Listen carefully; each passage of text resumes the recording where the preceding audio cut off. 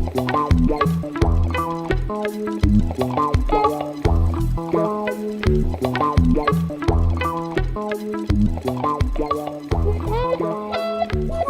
is going to be a Blackboard talk, and please don't hesitate in interrupt me with any questions. I don't have too much an idea of what the audience is like, so if I'm being not clear, don't hesitate to interrupt me. I don't mind if I don't finish the material I have prepared.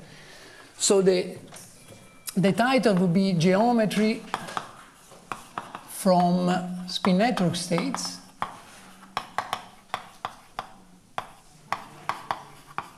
The spin network states are the basic building blocks of loop quantum gravity. I will mainly tell you what is the classical geometry that can be associated to these quantum objects. And then in this afternoon talks, Etera Levin and Antonino Marciano will talk more probably about the quantum properties of the Hilbert space and the quantum properties of the spin networks. So, just to set the stage by saying some obvious and fundamental things, in this theory called loop quantum gravity, that Carlo Rovelli is one of the founders now 30 years ago, the basic assumption is that we try to quantize general relativity in a background-independent way without any additional assumptions such as extra dimensions or supersymmetry. And what I mean by background independence is that we do not rely on some fixed classical background geometry to define the causal structure, to define the operators. We take the full metric as an operator. If you want, it's like putting together the two main messages of GR and quantum mechanics. GR tells us that the space-time metric is a dynamical quantity. Quantum mechanics tells us that dynamical quantities should be treated as operators acting on some Hilbert spaces. And therefore, what we are after is some wave functionals of the space-time metric to be defined in some suitable Hilbert space.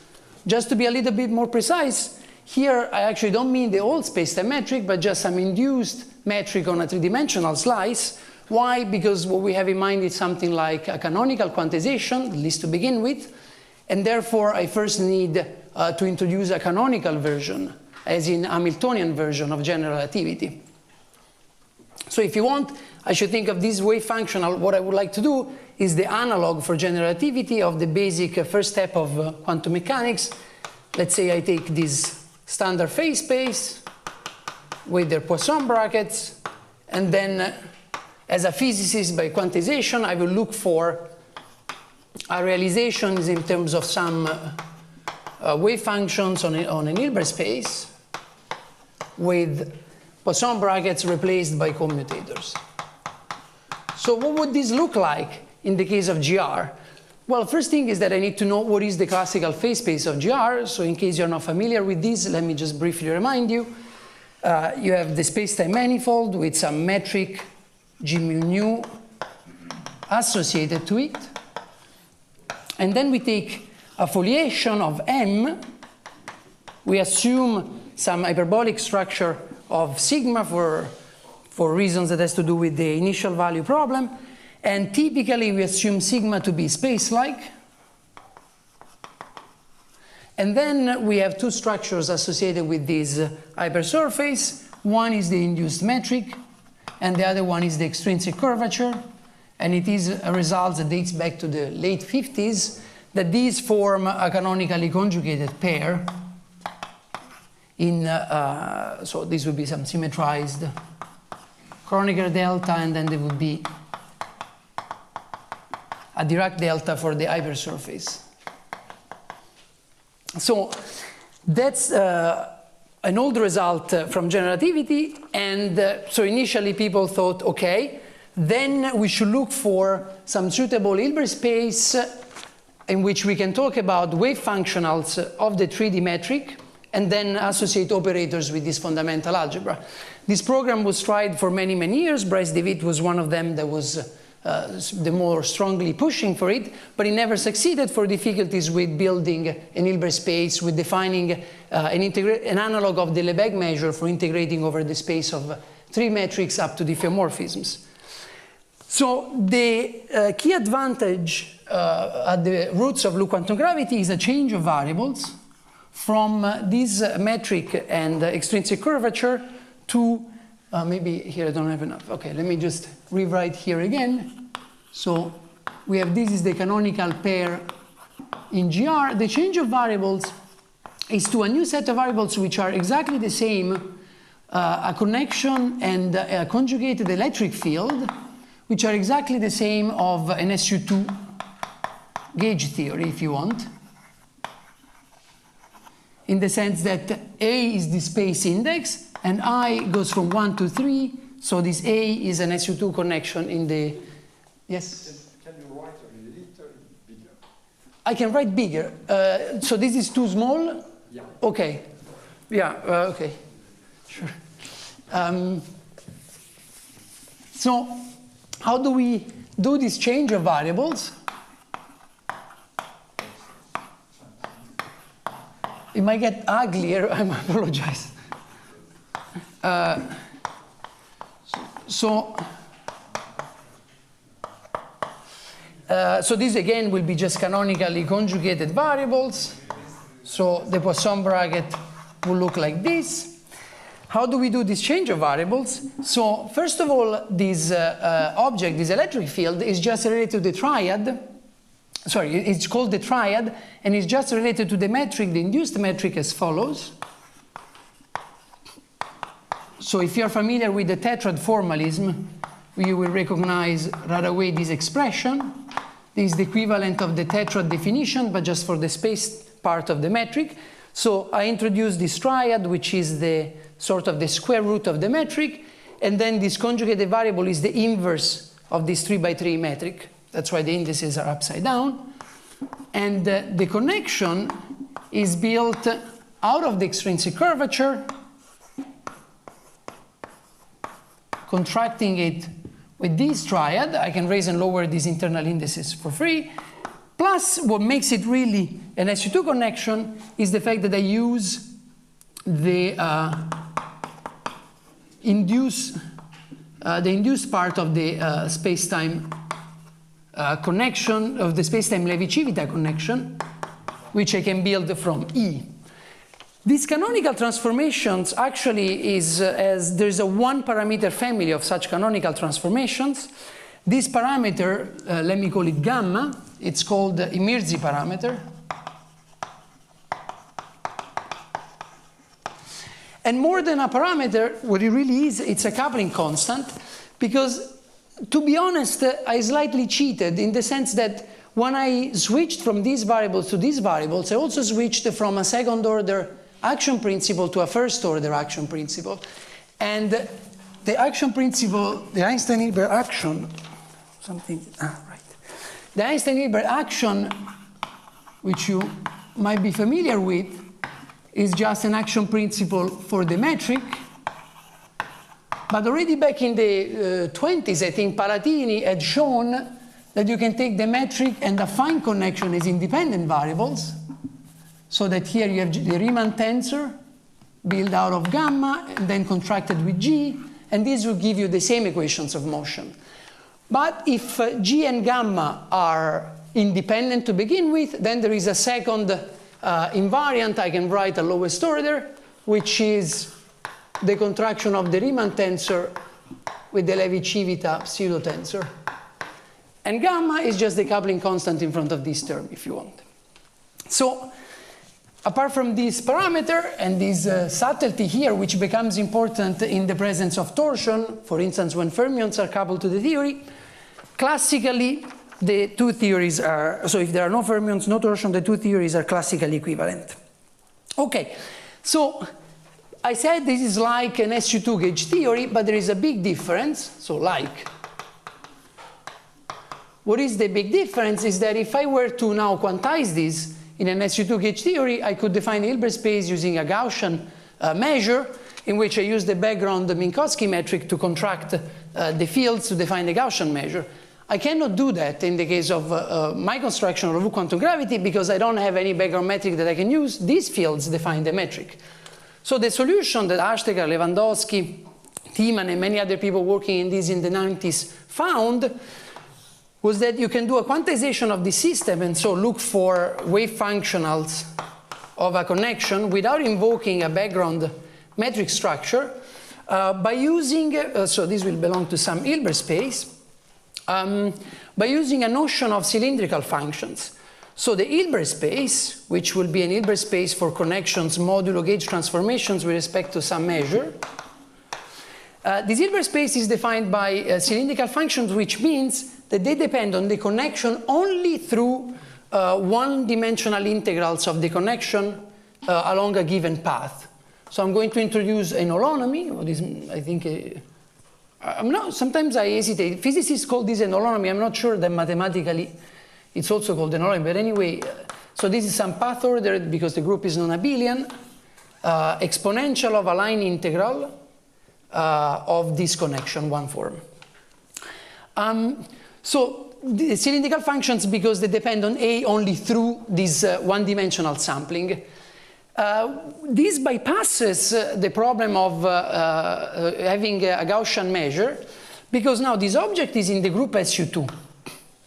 And now I do have a measure at disposal, which is the R measure on SU2. So how did Hastings and Lewandowski constructed this Hilbert space was by taking some suitably defined limit. One second. So before talking about the limit, let me just give you a couple of examples. So the simplest case, if I'm interested in wave functions that depend on the connection only through an holonomy, would be to consider just this Hilbert space here, L2 of SU2 with respect to the R measure. This Hilbert space is familiar probably to everyone. It's also familiar in gauge theory in the so-called lattice gauge theory version. And this Hilbert space has associated to it a certain algebra, which we call holonomy flux algebra for reasons that will become clear in a second. Algebra. And this is if I have a single SU2 group element. The generic state here will depend on many of these parallel transports. So in general, I could think of having some graph. This is where the name spin network will start to appear. So I could think of having a graph with a priori intersections, which we call nodes. This graph is in R3, so it could be self-knotted. I'm not going to try to draw that. And so the generic state here would be something like psi, that depends on G1, the group element associated to the link 1, GL, the last link in this graph, and the notion of gauge invariance is exactly the same that we would have in a gauge theory. Namely, I would require that the gauge transformation of a connection induces gauge transformation of the holonomy at the source and target of this link over which I'm computing the holonomy. So I would require, by gauge invariance, I mean that this is invariant under arbitrary gauge transformations which will be associated with the nodes of this graph. So the source of 1, G1A, target of 1, and so on. This is what we mean by gauge invariance in this context. So the generic state, as I was saying, will be labeled by a graph. And the construction of this Hilbert space was based on taking some notion of limit for an infinite refinement of the graph of an Hilbert space associated with a given graph, which is constructed from these nice and simple Hilbert spaces. So each of these, do I have some? Yes. So I can keep that for reference. So at the level of each graph,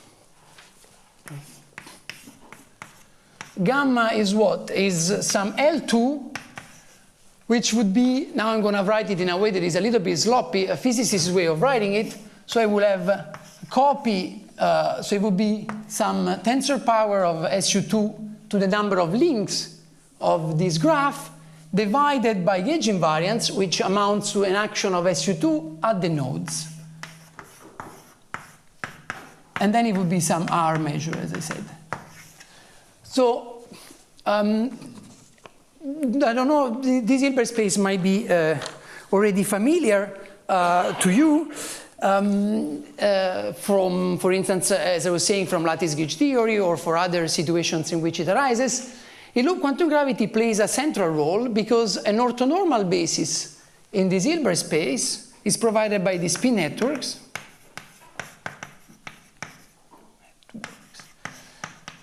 Which S, let me say for spin network, which are then labeled by gamma, which is the graph I'm considering.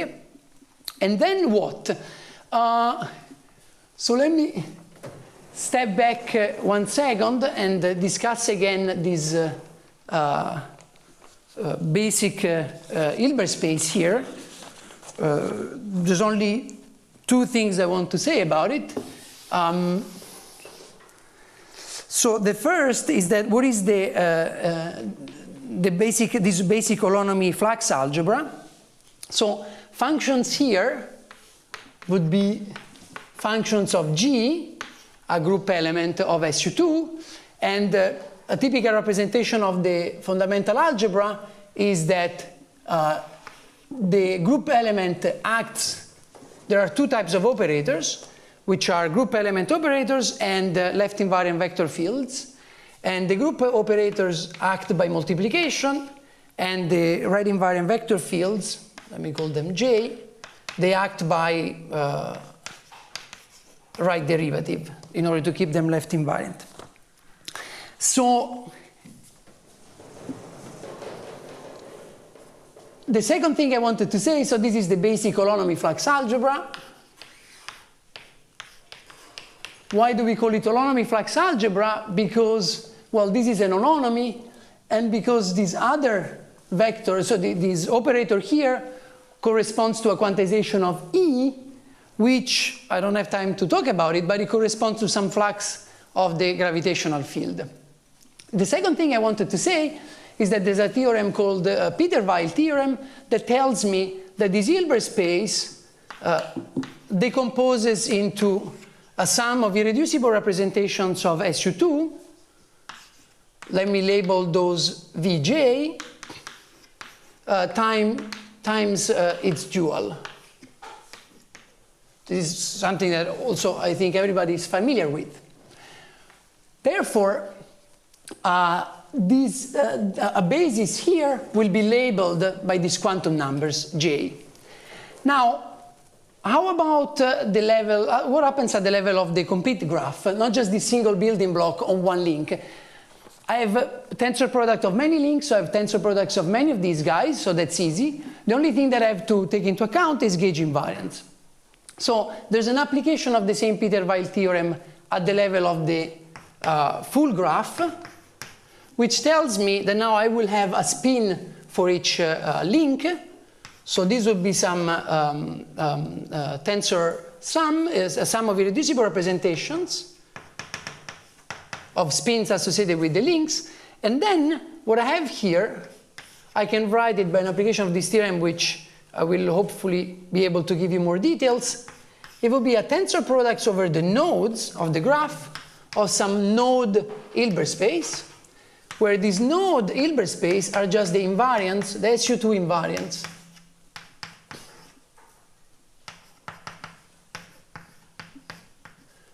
So L goes from 1 to the valency of the node. But this val n, maybe this is too small again. I mean the valency of the node. So that's the application of Peter-Weil theorem to this full Hilbert space. Let me remind you with a simple example what this space is. For instance, in the case where the valency of the node is 4,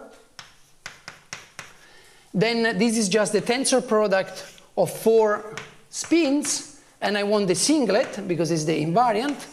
So you know that one way of doing this is to choose a recoupling scheme. Let's say I choose to recouple J1 first with J2, introduce a virtual link whose spin by Krebs-Gordon decomposition, let me call it I, would be something, don't let me write it, would be something like, you know what it will be. It will be between what is smallest, what is largest between the mean of the absolute value of J1 minus J2 or J3 minus J1 and so forth. Okay, let me be explicit, so I don't have to, yes? Could you explain again, like, how these decompositions arise? Sure, okay. No, sure. Which decomposition? I mean, even for the easy case. Oh, the Peter-Weyl theorem. Yeah. I mean, it's just that you said that was. Okay. No, I thought that for. Okay. Yeah, I don't know I don't remember how to prove this theorem. I can tell you a reference for it, but. The intuition. What do you think about this? Why do you think that this is clear? I can give you an intuition. So, what is your question about the sum over the irreducible, the fact that you have the tensor product of this and that? Both. Everything, okay. So then let me explain it by making a classical step which will be useful for later. So I'm not going to waste time by saying this. So going back to this example, quantum mechanics 1, let me do quantum mechanics 1.1, and let me consider a nonlinear space. Let me consider T star of S3, or if you want, T star of SU2. That's the same thing. So what are the Poisson brackets here? Well, there is some symplectic structure that I can associate with this space. How does that work? Well, I use the fact that this manifold here, so this will have, topologically, will have the structure SU2 cross some R3. Now, first of all, I can use, so this is the cotangent bundle, but I can use the Cartan-Killing form on SU2 to map naturally the cotangent bundle to the tangent bundle, first step. Second, because it's a Lie group, I know that I can always, by left multiplication or right multiplication, transport the tangent bundle to the tangent bundle at the identity. And another property of a Lie group is that the tangent bundle at the identity is isomorphic to the Lie algebra. So, by this sequence of straightforward steps, this is isomorphic to this product here. And the isomorphism depends on having chosen the left action or the right action to do this procedure. I can use either of them. So, then what is the classical phase space associated to this? The Lie algebra generators are left invariant. Suppose I choose left invariant vector fields. Let me call them X. And G is the GAB, A01. It's a 2 by 2. These are the elements of the matrix. By using the Pauli matrices as isomorphism, I can also represent these as matrices, or I can represent them as vectors. It's the same. Okay. And what is the yes, so what is now the Poisson brackets associated with these variables? The Poisson structure, so the symplectic potential, I can write it in terms of this guy. So I've chosen left invariant, so I use the left invariant Maurer-Cartan form. That would be my symplectic potential. And if I want the Poisson brackets, these look far, but I'm going to get there. And if I look, and the Poisson brackets would be something like this. If I use a representation of X as a vector, so I, 1, 2, 3,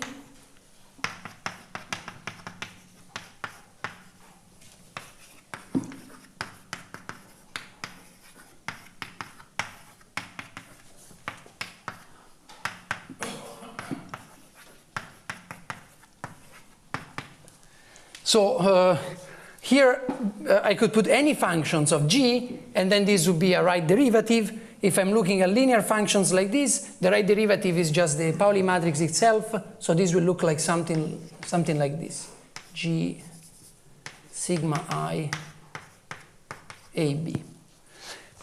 On the other hand, I could have chosen to use the right invariant vector fields instead of the left invariant vector fields. How are they related? They're related by their joint action. So x tilde, the right invariant vector field, would be defined like this. So I can always, if you want, act, and this will act like a left derivative. So I always have an action from the left and an action from the right. This is already at the classical level.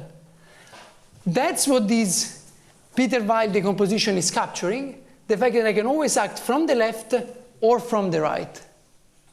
Okay, so let me make this action from the left and from the right a little bit more concrete.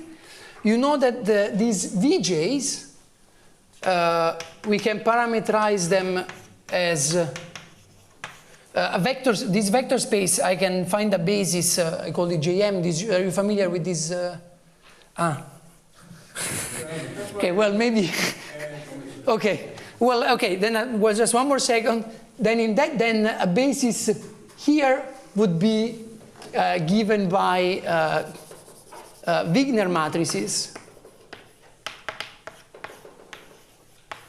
And this left and right action corresponds to the magnetic number associated to rows and columns of a Wigner matrix. Okay, maybe if you're not familiar with this, I prefer to stop because else it would sidetrack me too much. So, okay, so I was introducing now these virtual spins. We call them intertwiners because in the mathematical literature, these are the intertwining representation that send you from these two to those two, let's say. And you can see that they are a genuine independent quantum number. Namely, even if I fixed all the external spins, in this case 1/2, 1/2, 1/2, I have still some freedom on the value that this label can take. So if you want, put it in other terms, for this case of valence 4, a maximal set of commuting operators in this space is given by the 4 Casimirs, I 1, 2, 3, 4, and all of the scalar products would be good operators that preserve the invariance of this space, but they don't commute among one another. And therefore, I can only take one of them, let's say J1, J2. Because in general, these are Casimirs, they commute with everything, but the Ji, Jk don't commute. So I can always only take one, and therefore I have 5 quantum numbers, which are these 4 external spins and the 1 intertwiner there. So in general, a spin network will be labeled by the graph, spins associated with the links, and intertwiners associated with the nodes. Okay.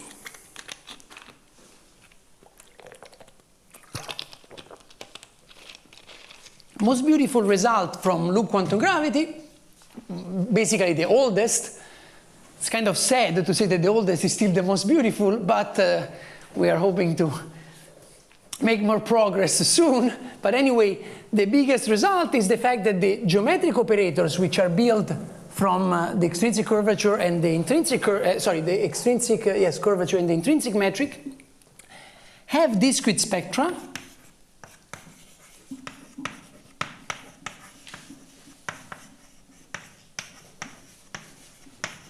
Not only the spectra are discrete, but they typically have a minimal eigenvalue, a gap, with minimal eigenvalue proportional to the Planck length. The Planck length comes because actually here there's a Newton constant in this Poisson bracket, and then when you quantize it, you get h bar times g, which up to factors of c cube is the Planck length. So that's the key structure of the theory that shows, for instance, one of the most important expectations of a theory of quantum gravity is that ultraviolet divergences are resolved. In this theory, the origin for that resolution would come from the fact that effectively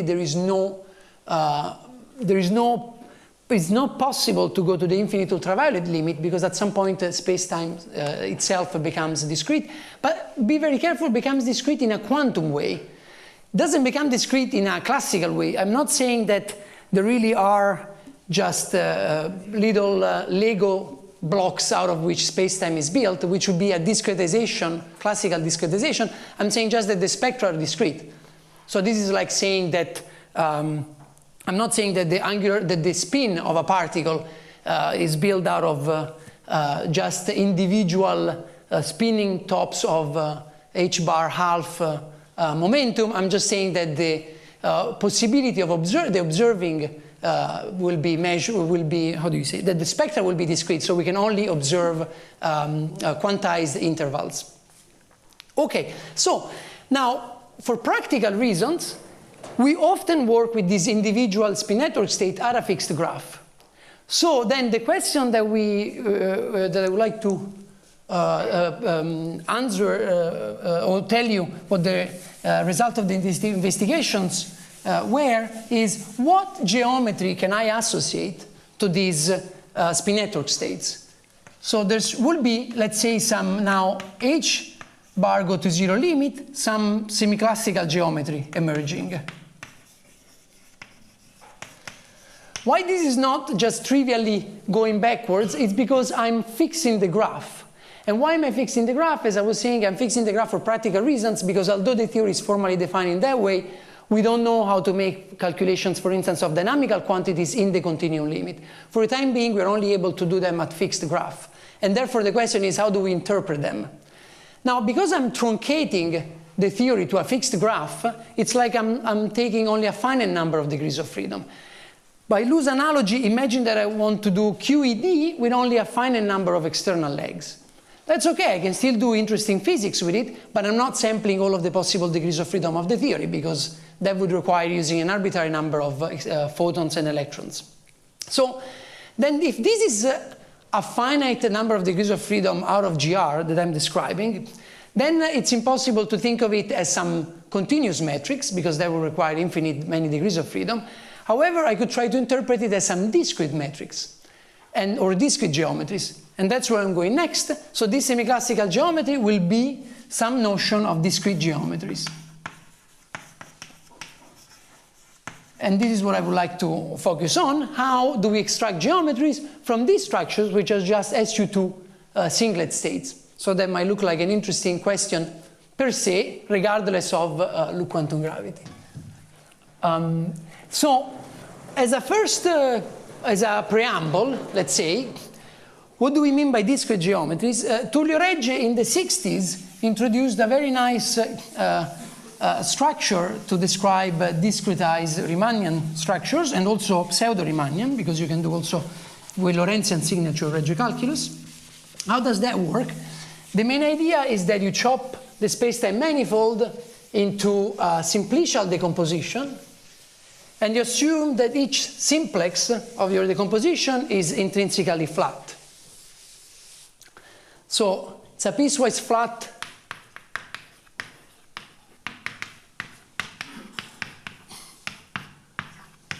decomposition of spacetime. And if you do this simplicial decomposition, a simplex, so what is a simplex in 2D? That would be a triangle. In 3D, that would be a tetrahedron. It's always the convex hull of n+1 points, or if you want the complete graph associated with n+1 points. So in 4D, it will look like this.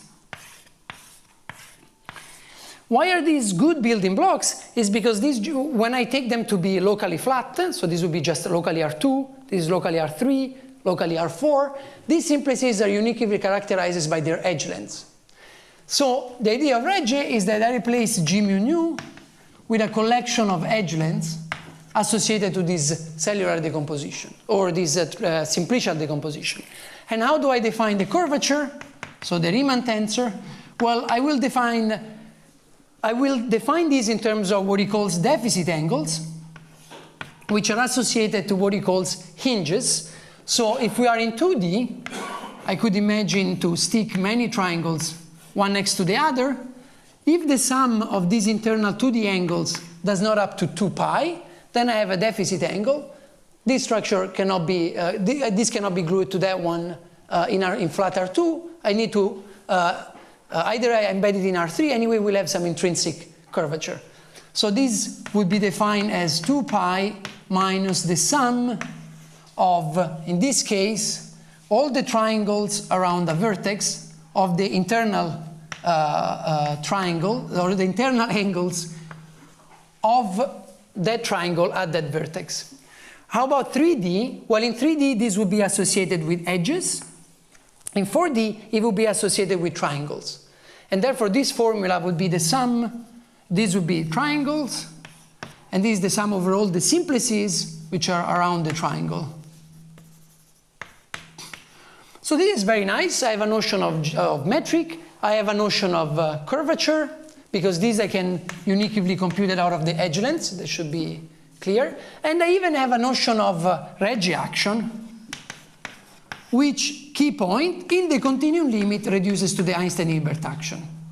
So this Regge calculus is a good starting point for us, but does it really work? Well, let's see. So this is for space-time. We are interested in a space-like slice. So what would a space-like slice with intrinsic and extrinsic geometry look like? Well, as we said earlier on, we need the induced metric and the extrinsic curvature. The induced metric, no problem. This would be a collection of the edge length on this slice. The extrinsic geometry, you probably have already figured it out. The extrinsic geometry is what? Is the angle, is the dihedral angle that I can associate with this edge, and that tells me how these two triangles are actually embedded in R3, if I want to embed them in R3. Okay, I could embed them in whatever I want. The formulas will change accordingly, but the point is that the extrinsic curvature in Regge calculus is captured by dihedral angle associated with n-1 simplices. And therefore, I will have some dihedral angles which now, in the three-dimensional case, would be associated with the triangles,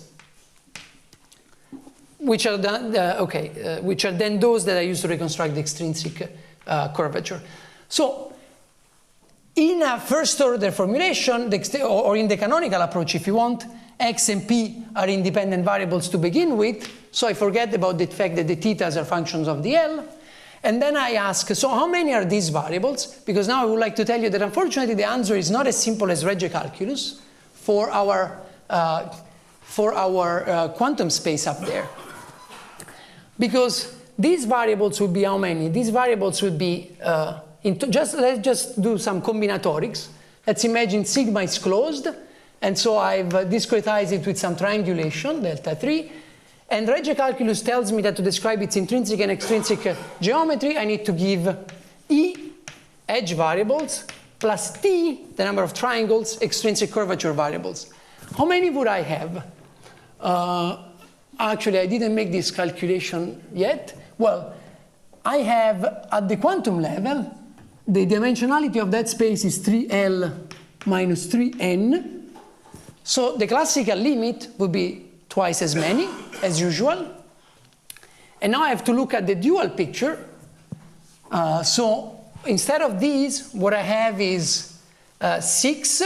And now dual picture means that each link in the dual picture is puncturing a triangle. So 6 times the number of triangles, minus 6 the numbers of cells, which are tetrahedra.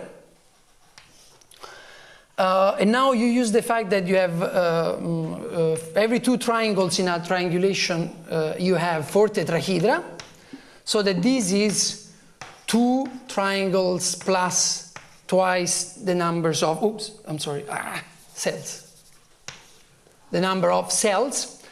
And then, if you want, I can prove you in more details. Now I would like not to, that these is larger than this number here. You have to use the Euler characteristic and things like this, and I'm running out of time. Okay, so these geometries are actually larger than Regge, they're actually more general than Regge geometries. These spin networks that describe something more general than just a Regge geometry, what is it? To appreciate what is it, let me make a step back, and let me go back to that building block to see what that looks like. So, this vector space on which I act with SU2 representations, Jm, I can see it as a quantization of a symplectic manifold, which is the 2-sphere. So, I give you the 2-sphere with this canonical rotational invariant symplectic structure, and the quantization of it is this space is here, and you might wonder, every time you do a polarization, every time you do quantization, you need to choose a polarization. What polarization am I choosing here? Well, the symplectic structure here, we all know it is given by something like this. And the polarization chosen here is theta, the polar angle, as the configuration variable. And in fact, m, if you want, is the quantization of cos theta. Okay. I can do this for one sphere. And J, what is J? J is the radius of the sphere when I do this. So suppose now I do it for many. I have a Cartesian product of n of these spheres. Well, that trivially gives me some tensor product of n of these spaces. Now I want the invariant part. So what does that mean? It means imposing that the sum of all the quantum operators corresponding to the angular momentum is 0. That would give me my Hn. Now this quantum operator, what is the classical correspondent to this? It would be just the symplectic reduction by the classical version of this. So the points on the sphere, I can always label them by a unit vector. And because this sphere has radius j, I have three-dimensional vectors xi, which are built like this. Now the classical version of this operator then is just that the sum of xi gives 0. Now this is, at the classical level, this is a first-class constraint. The algebra, the group action or the algebra action generated by this constraint is precisely global rotations of the points on the sphere. And therefore, this reduction gives you a phase space that I'm going to call Kapovich and Milson phase space, whose dimension is 2n, because I have n two spheres, minus 6. I'm calling it Kapovich and Milson phase space because they studied it in the first place. What does it correspond to geometrically? It corresponds to a sequence of 3 vectors, perfect, sequence of 3 vectors that add up to 0. So that's a polygon in R3. Okay? Polygon in R3, not in R2. That means that, again, there could be dihedral angles associated with this. This thing is embedded in R3. Then you invoke quantization commutes with reduction, because these are compact gauge orbits, Guglielmin-Sternberg if you want. And then you know that the quantization of this space would correspond to that guy. So we know that these SU2 singlets, which usually we think of them as entangled 2 particles or whatever, spinning particles, we can also think of them as quantum polygons in R3. Now, there's something else that we can use to make the relation to loop quantum gravity more working, because this is just, there is an alternative interpretation of exactly the same data, which is based on an old theorem by Minkowski. And this theorem tells you that if you have a collection of such vectors, so if you have a collection of n vectors that add up to 0, in R3, let's say, but it's valid in any dimensions. So let's say, so if you have a collection of x, I goes from 1 to n, and we are in d dimensions, such that the sum of these guys is 0, then there always exists a unique convex polytope such that the norms of these guys are the volumes. Let me specialize, because I'm running out of time, just to 3D, the case we're interested in. So it would be just a convex polyhedron, such that the norms of X are the areas of the faces of the polyhedron, and the scalar products between these guys will give you, so cos phi j would give you the shapes of the polyhedron. Now, there are a few funny things. So first of all, people often think of polyhedra in a different way. you typically think of polyhedra by giving the vertex vectors. So you give me n vectors, and then you look at the convex envelope of these n, the convex hull of these n points, and that gives you a convex polyhedron. This is different, because when you do it that way, you know how many vertices you have, you don't know how many faces you have. Here we are building polyhedra with fixed number of faces. And therefore, what we don't know is how many vertices there are a priori. Namely, we don't know the adjacency matrix of the polyhedron. Minkowski theorem tells us that there is always one, but it doesn't tell us its adjacency class. It doesn't even tell us if it's a cuboid, if it's some sort of prism. That depends on the values of these phis. So this phase space of Kapovich and Milson, which is also a phase space of convex polyhedra, can be chopped up in regions depending on the adjacency class of this polyhedron. And reconstructing the adjacency class of the polyhedron is hard. There's a beautiful algorithm by Lasserre, who's a mathematician in Paris. With this algorithm, you can reconstruct the polyhedron in terms of these angles and the heights of the faces with respect to some given origin, and then you have to do an extra step of inverting the heights for the areas in order to have the adjacency matrix. So, to conclude, the quantum geometries associated with these spin networks are not simply Regge geometries, they are a slightly more general class, which is a collection of, so you have this graph. I've erased the graph, so let me make it the drawing again. So the data associated with a spin network, I can think of them as a fuzzy version, so a quantum version, of a collection of polyhedra, each of them dual to a node. So if the node is 4-valent, it would be a tetrahedron. If the node is 6-valent, it would be a polyhedron with 6 faces. It could be a cuboid, it could be a prism, depends on the data. What's fixed is the fact that these polyhedra all share. So let's suppose that this comes up being a cuboid. What's fixed is that the area of the face dual to the link, it's uniquely defined because it corresponds to this quantum spin. However, its shape can be different when seen from one side or the other side. That's the generalization with respect to Regge geometries. These geometries allow for metric discontinuities, by which the area is always the same at the faces, the shapes are not. And understanding this shape mismatch was for us something that required time, was important. And one final comment is that in the dynamical approach to loop quantum gravity that Etera contributed a lot to develop, which is called the spin-foam models, there is like a lattice gauge theory version of a path integral for quantum gravity, in which it seems as these shape matching conditions that are required to make these generalized geometries equivalent to Regge geometries arise dynamically. And for some models, the Regge action itself seems to arise dynamically, which is very promising for the semi-classical interpretation of the theory. So this geometric construction, apart from being fun to play with and opening many interesting mathematical questions, seems also to be useful for the understanding of the theory itself. I've run out of time, and I'll stop here. Thank you.